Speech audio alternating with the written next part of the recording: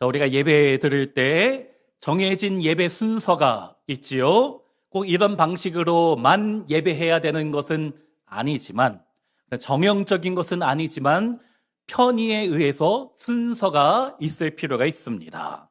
그런데 예배를 크게 둘로 나눌 수 있어요. 예배는 둘로 나누어지는데, 하나는 우리가 하나님께 올려드리는 시간이 있고, 또 하나는 하나님 우리에게 내려주시는 시간이 있습니다.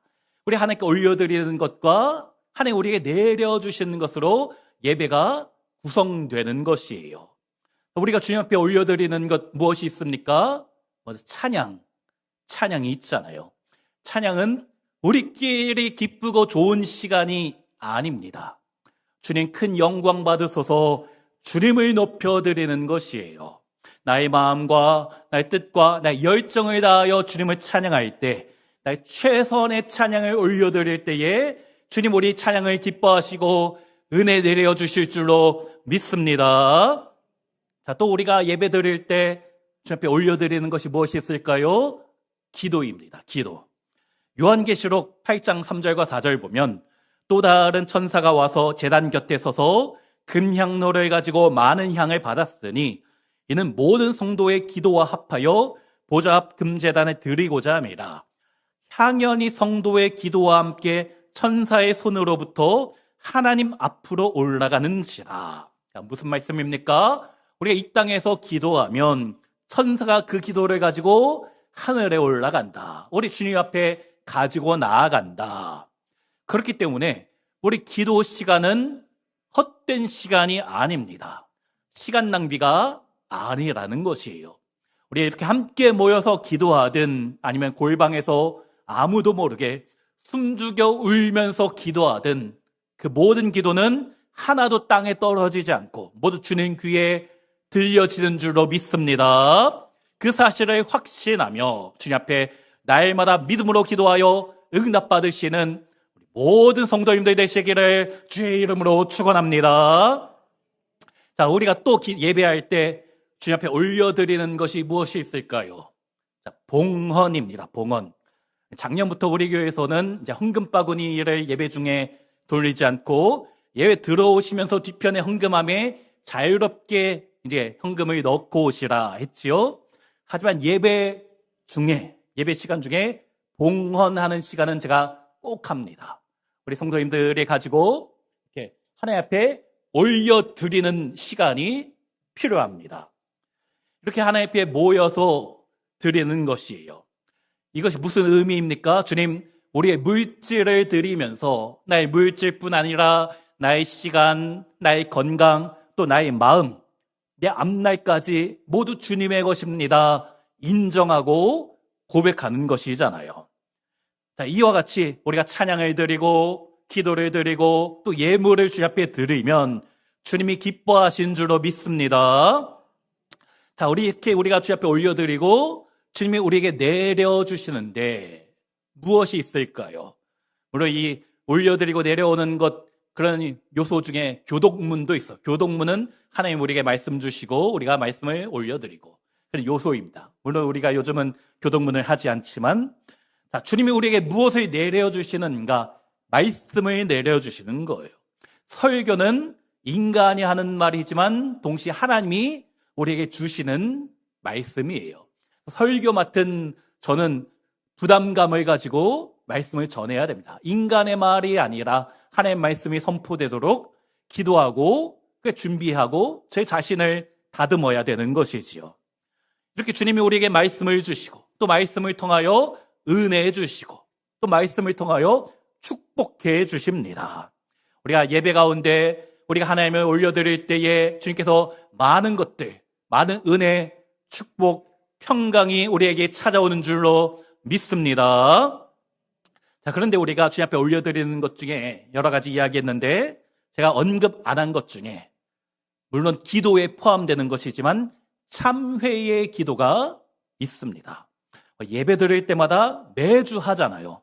마음으로 지은 죄, 입술로 지은 죄, 행동으로 지은 모든 죄를 주 앞에 다 고백하자. 예배 드릴 때마다 이런 참회의 기도 반드시 합니다. 어떤 분은 그렇게 생각하실 수도 있어요. 내가 무슨 죄를 지었다고 교회만 오면 맨날 회개하라고 하는지, 나를 죄인 취급하냐. 또 교회 다니는 인간들은 얼마나 많은 죄를 짓고 살기에 매주 잘못했다고 하는가. 그런데 믿음 좋은 사람과 믿음 없는 분, 또 초신자 중에 누가 회개할 것이 많을까요? 믿음 생활 오래 하고 신앙 좋은 분이 회개할 것이 많을 것 같습니까? 아니면 아직 믿음에 대해서 잘 모르는 분이 회개할 것이 많을 것 같습니까? 교회 나온 지 얼마 안 돼서 신앙생활 이제 막 시작하는 분, 회개할 것이 어떤 분이 많으실까? 누가 많습니까? 예수 잘 믿는 사람이 회개할 게 많아요. 왜 그렇습니까? 나는 항상 주님 앞에 부끄러운 죄인이다 라는 것을 깨달았기 때문이에요. 그리고 우리가 회개하면 어떠한 은혜가 있는가? 우리 요한일서 1장 9절 말씀 함께 읽습니다. 만일 우리가 우리 죄를 자백하면 그는 미쁘시고 의로우사 우리 죄를 사하시며 우리를 모든 불의에서 깨끗하게 하실 것이요. 우리가 회개하고 자백하기만 하면 주는 반드시 우리의 모든 죄를 용서해 주신 줄로 믿습니다. 자, 오늘 보면 시편 32편인데 다윗이 쓴 회개의 시, 참회시입니다. 참회록이라는 책, 그것을 쓴 성 어거스틴이 가장 좋아하던 성경이 오늘 본문 시편 32편이에요. 그 임종을 맞이할 때 죽어가는 순간에 옆에 있던 누군가에게 이 시편 32편을 읽어달라 하고 죽음을 맞이하고 천국 갔다라고 합니다. 사실 우리 인간은 죄 이야기하는 거를 별로 좋아하지 않아요.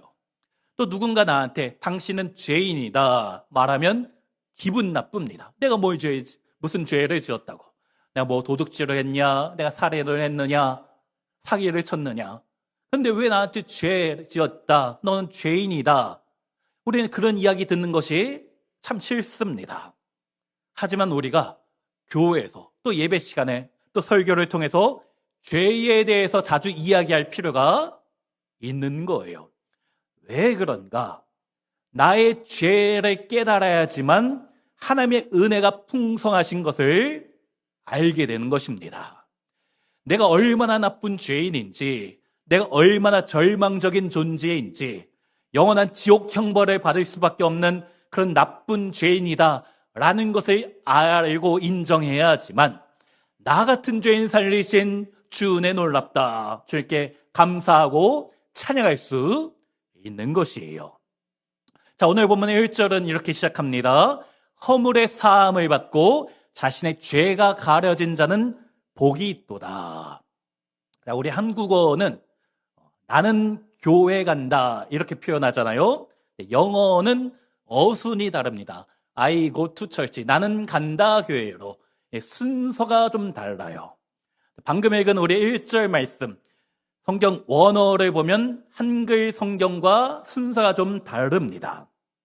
한글 성경에서는 허물의 사함을 받고 자신의 죄가 가려진 자는 복이 있다 라고 말하는데, 성경 원문을 보면 복이 있도다, 허물의 사함과 죄 사함을 죄가 가려진 자여, 복이 있도다 먼저 말하는 겁니다. 그게 그거 같은데 왜 순서가 중요한가? 그래, 회개하고 참회 기도하면 그제서야 복 있는 사람이 되는 것이 아니라는 거예요. 너희는 이미 복된 존재이다, 이미 복 있는 사람이다, 그러니 회개하고 참회해야 된다.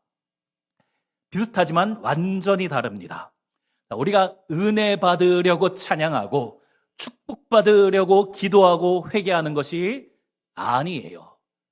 우리 신앙생활 잘해야지 축복받는 것이 아닙니다. 교회 봉사하는 것도 마찬가지예요. 우리는 이미 은혜 받았기 때문에, 이미 축복받았기 때문에, 이미 하나님 자녀가 되었기 때문에 감사함으로 찬양하고 회개하는 것이에요. 우리는 이미 복받은 존재인 줄로 믿습니다. 그러면 우리 이런 복이 무엇인가? 우리 성도님들은 언제 가장 행복하십니까? 세상 사람은 돈을 많이 벌었든지, 가족이 다 건강하든지, 자녀가 성공하든지, 내가 산 주식이 2배, 3배, 4배 올랐든지 하면 내가 참 복 많이 받았다 표현합니다. 물론 그것이 복일 수 있어요. 하지만 다윗이 오늘 본문에서 말하는 근본적인 축복이 무엇인가? 하나님께 죄 사함 받은 것이 내 인생의 최고의 축복이다 말하는 것입니다. 그러면서 1절과 2절에 3가지 종류의 죄에 대해서 말하는데, 먼저 1절에 허물이 나옵니다. 허물. 히브리어로 페샤라는 단어인데 반역하다, 반항하다라는 뜻이에요. 하나님이 내 인생의 주인 대신, 하나님 내 인생의 왕이신 것을 거부하고 내 마음대로 살겠다, 의도적으로 반항하고 반역하는 것이에요. 자, 두 번째 죄, 1절에 나오는 죄란 단어, 히브리어 하타인데 관역에서 벗어났다. 하나의 기준과 목적이 있는데 그것대로 살지 않고 화살을 쏘았지만 관역이 아닌 곳에 쏘았다. 하나님 내 삶 가운데 기뻐하시는 삶을 살아가지 않고 주님이 싫어하시는 일을 하는다. 이것이 죄입니다. 자, 세 번째는 2절에 나오는데 마음에 간사함이 없고 여호와께 정죄를 당하지 아니하는 자는 복이 있도다. 여기 나오는 정죄란 단어가 아본이란 히브리어인데 어떤 행동이 아닙니다. 우리 마음 깊이 뿌리 내린 죄성이에요. 우리가 죄를 지어서 죄인인 것이 아니고 우리 안에 죄성이 있기 때문에 그런 죄의 행동을 하게 되는 것이지요. 겉으로는 멀쩡해 보이지만, 교회 안에서는 정말 신실하게 보이지만 속 사람은 죄인이다 라는 것입니다. 문제는 이런 세 종류의 죄가 우리 모두에게 있다는 것이에요.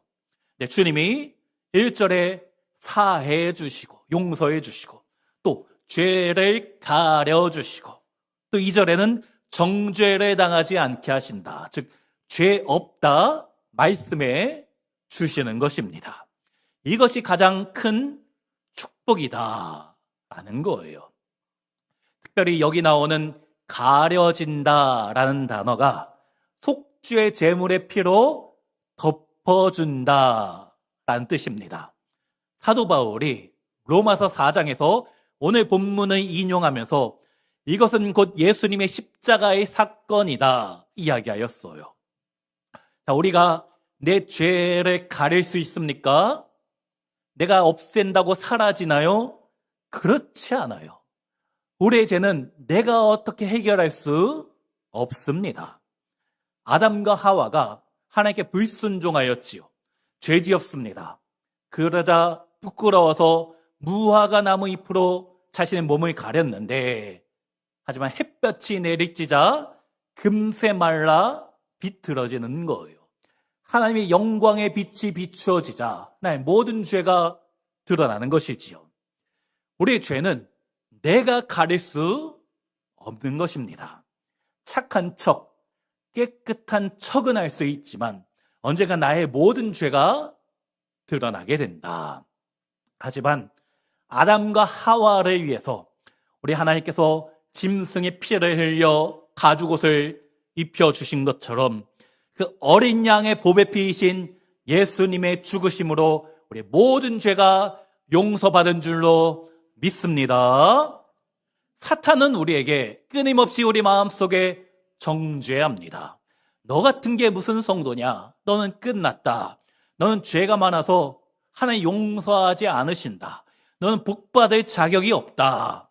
하지만 사탄은 우리를 그렇게 공격하지만 복음은 무엇이라 합니까? 우리 로마서 8장 1절과 2절 함께 읽습니다.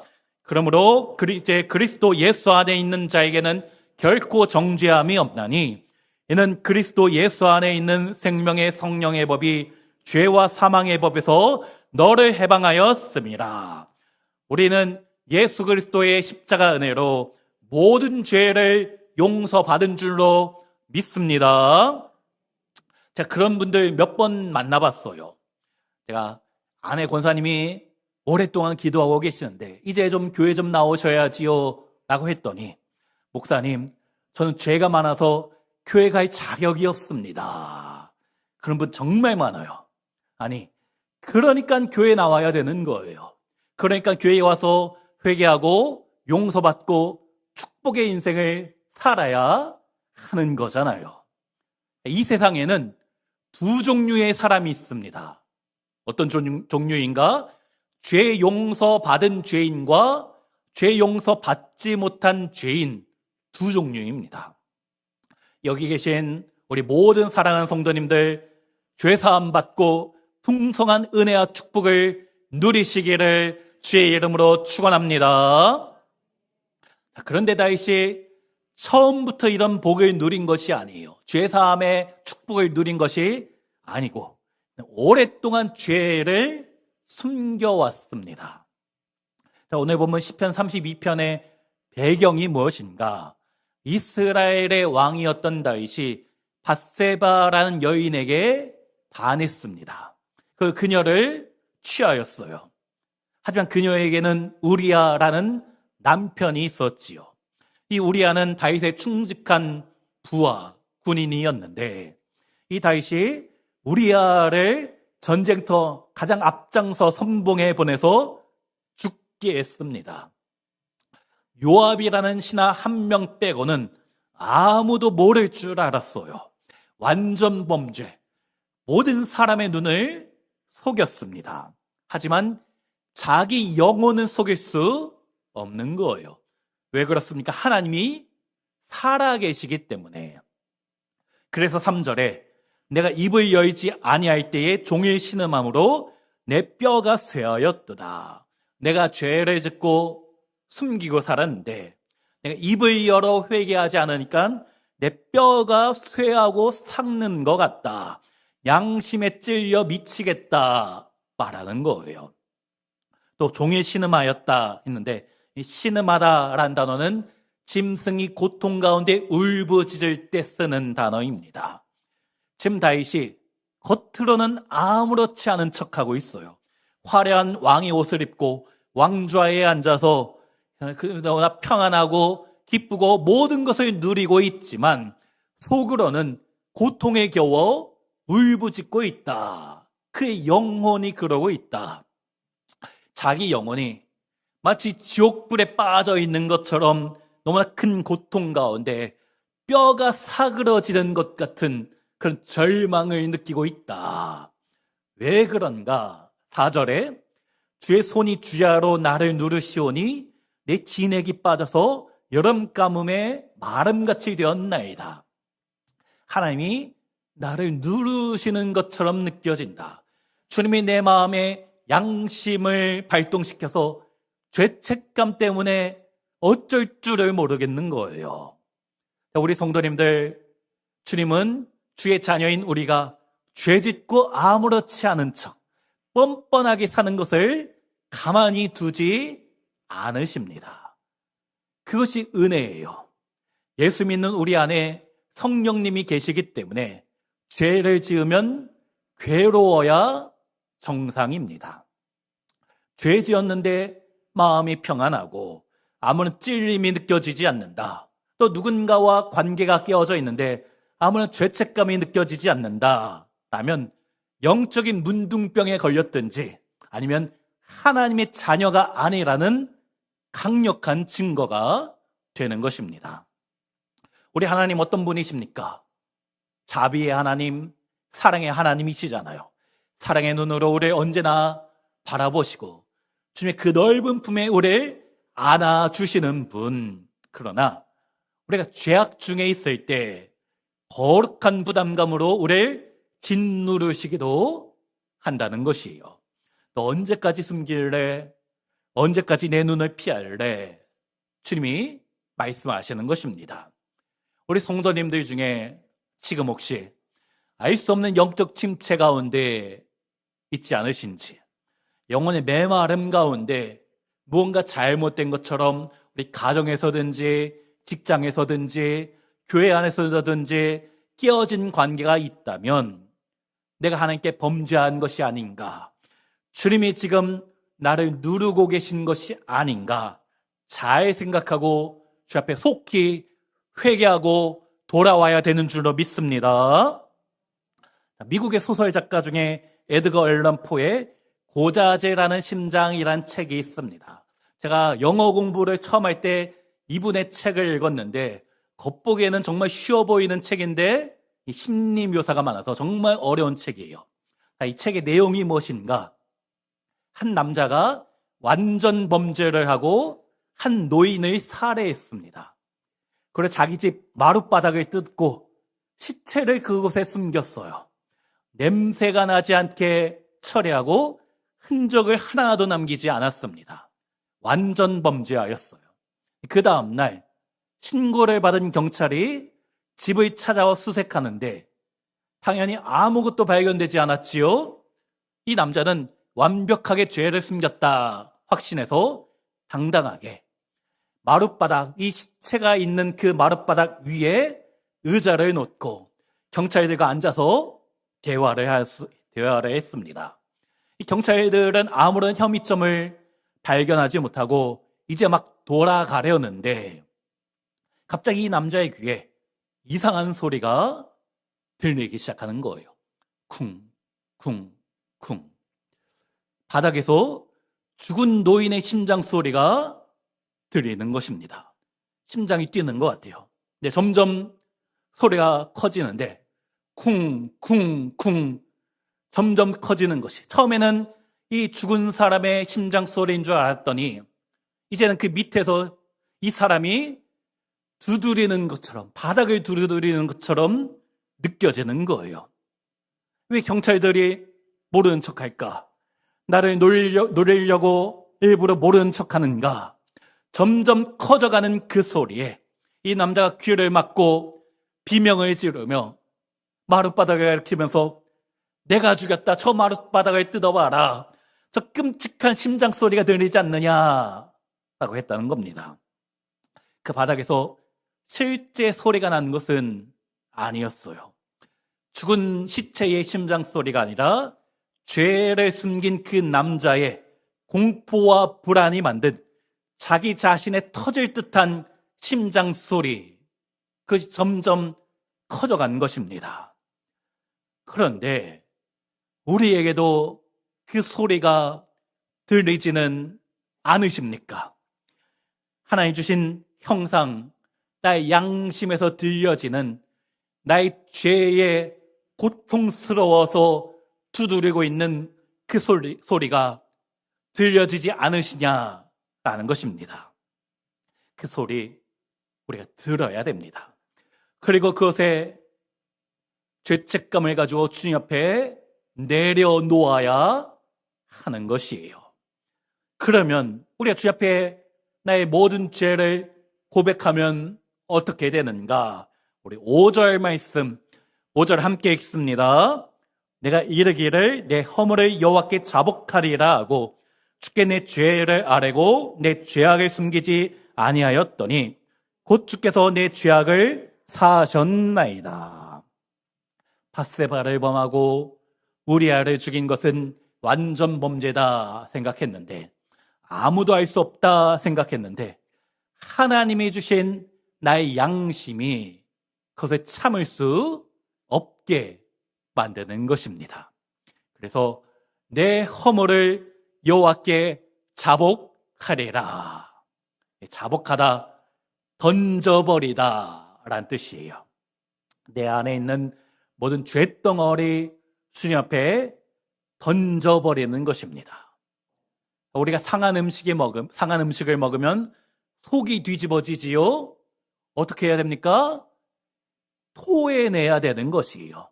체면 차리지 말고 다 쏟아내야 하는 것입니다.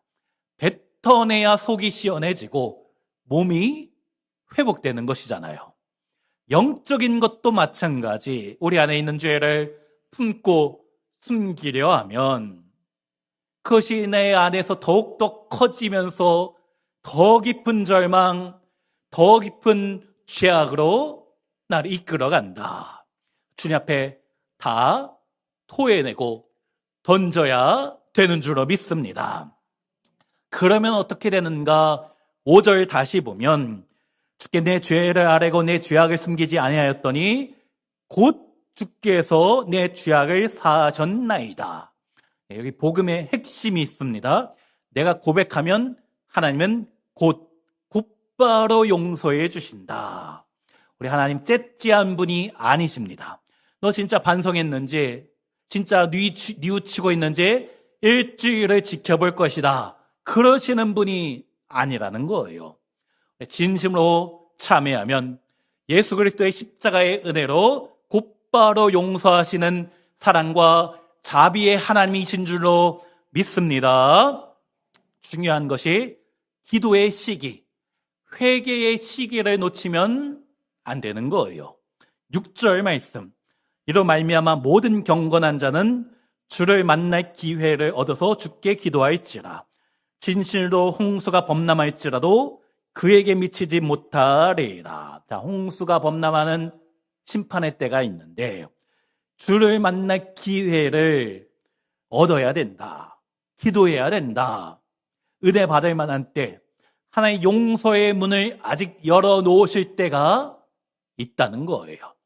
회개에도 골든타임이 있다는 것입니다. 이사야 선지자도 말했지. 55장 6절에 너희는 여호와를 만날 만한 때에 찾으라. 가까이 계실 때에 그를 부르라. 내 마음이 완전히 굳어지기 전에, 강팍해지기 전에, 하나님의 징계가 홍수처럼 쏟아지기 전에 지금 무릎 꿇고 지금 회개해야 된다는 것이지요. 다른 사람은 모르지만 내가 주님 앞에 범한 죄, 내가 다른 사람에게 지은 죄, 하나님께 지은 모든 죄, 누군가를 미워하고 사랑하지 않은 모든 죄, 언제까지나 주님이 회개의 기회를 주신 것이 아니에요. 오늘 이 자리가 주님 만날 기회, 어쩌면 마지막 기회가 될 수 있다는 것이지요. 그것에 우리가 깨달아 주 앞에 속히 회개하며 나아가는 성도님들이 되시기를 간절히 부탁드립니다. 우리 마지막으로 11절 말씀, 11절 함께 읽습니다. 너희 의인들아 여호와를 기뻐하며 즐거워할지어다. 마음이 정직한 너희들아 다 즐거이 외칠지어다. 여기 다윗이 너희 의인아 정직한 자야 라고 말하고 있는데, 오해하시면 안 되는 게 이 의인과 정직한 자는 태어나면서부터 한 번도 죄를 짓지 않은 그런 성인군자를 말하는 게 아니에요. 이 세상에 그런 사람은 하나도 없습니다. 누구인가 방금까지 죄 때문에 뼈가 마르는 고통 가운데 있다 하나님께 털어했더니, 자신의 죄와 허물을 주 앞에 다 내려놓았더니 예수 그리스도의 보배 피로 용서받은 자, 그들이 의인이고 정직한 자이다. 성경이 말하는 정직은 죄가 없는 상태가 아니고 죄 용서받은 상태를 말하는 것입니다. 그런 우리에게 하나님은 구원의 기쁨을 회복시켜준다. 예수 안에 있는 참된 기쁨, 참된 행복이 죄 사함 받은 우리에게 있는 줄로 믿습니다. 어느 시골 마을에 한 소년이 있었는데 새총을 가지고 놀다가 할머니가 키우는 닭 한 마리를 쏘아서 죽이고 말았어요. 이 소년이 혼날까봐, 할머니한테 혼날까봐 아무도 모르게 그 닭을 숲풀에 숨겨두었는데 마침 여동생이 그걸 본 거예요. 그날 저녁 할머니가 이 여동생한테 얘야 설거지 좀 도와줘라 라고 했는데, 이 여동생이 오빠한테 오빠 닭 그러는 거예요. 그래서 이 소년이 할머니 제가 설거지 할게요. 한 번이 아니에요. 할머니가 이 여동생한테 심부름을 시킬 때마다 오빠한테 나아가서 오빠 닭 알지? 몇 주 동안 시달린 것입니다. 극심한 불안과 스트레스를 받다가 결국 할머니한테 다 털어놓았어요. 할머니 죄송해요. 사실 제가 닭을 실수로 죽였습니다. 할머니가 아이를 안아주면서 얘 사실은 창문으로 다 보고 있었단다. 내가 바란 것은 네가 숨긴 것이 아니라 먼저 말해주기를 기다리고 있었단다. 그리고 네가 여동생의 노예로 사는 것, 고통받는 것을 보면 내가 참 안타까웠단다. 네, 용서해 주었으니 편안해지렴. 그제서야 이 소년이 여동생이 종노릇 하던 데서 벗어나 편안하게 잠을 이룰 수 있었다. 무슨 이야기입니까? 우리 안에 죄가 있으면 사탄은 그걸 빌미로 우리 협박하고 불안하게 하여 죄의 종으로 살게 만든다. 하지만 주님 앞에 죄를 자백하고 정직하게 고백하면 참된 자유와 기쁨이 우리 가운데 주어지는 줄로 믿습니다. 이 시간 우리가 주 앞에 숨겨둔 죄가 있지는 않은지, 마음의 짐, 나의 잘못, 왜곡된 나의 감정, 입술로 지은 죄, 누군가를 판단하고 정죄하였던 죄, 행동으로 지은 모든 죄, 이 시간 그것들 생각나게 하여 주시고 예수 그리스도의 십자가 앞에 내려놓으시기 바랍니다. 주님은 벌써부터 진작부터 우리 용서하려 기다리고 계신 분이시고 곧 우리를 안아주실 줄로 믿습니다. 오늘 본문의 죄를 감추고 혼자 끙끙 앓았던 이 다윗의 고통은 남의 이야기가 아니에요. 나의 이야기인 것입니다. 그리고 주님은 지금 우리에게 내 앞에서 너의 모든 것을 털어놓으라 초청하십니다. 이 시간 나의 죄, 나의 허물, 나의 모든 잘못, 내가 지었던 것, 내가 일부러 지었든 모르고 지었든 내가 잊고 지냈던 어떤 것이든 주 앞에 내려놓을 때에 주님은 곧 즉시 곧바로 우리 용서해 주신 줄로 믿습니다. 그래야 때 참된 죄사함 받은 기쁨과 즐거움이 찾아오는 것이에요. 그래야 할 때 우리 가운데 참된 축복과 은혜의 인생이 시작되는 줄로 믿습니다. 예수 믿으면서 왜 아직까지 마음 가운데 이런 행복이 없는가? 예수 믿으면 당연히 기쁘고 행복하다 항상 이야기하는데 왜 아직까지 내 마음 가운데 또 우리 가정 가운데 이런 어려움이 있고 이런 절박함이 찾아오는지, 혹시 주님 앞에 아직 꺼내놓지 않은 죄가 있지는 않은지 주님 생각나게 하시고 토로하게 하시고 특별히 하나님 앞에 다 내려놓을 때에 주님 용서하여 주시옵소서. 그래야 이 예배의 문을 떠나갈 때에 죄 사슬이 끊어짐으로 참된 자유가 주어짐으로 구원의 기쁨이 가득한, 예수 믿는 행복이 가득한 모든 성도님들 되시기를 주의 이름으로 축원합니다. 예수 안에 참된 기쁨과 참된 행복이 있습니다.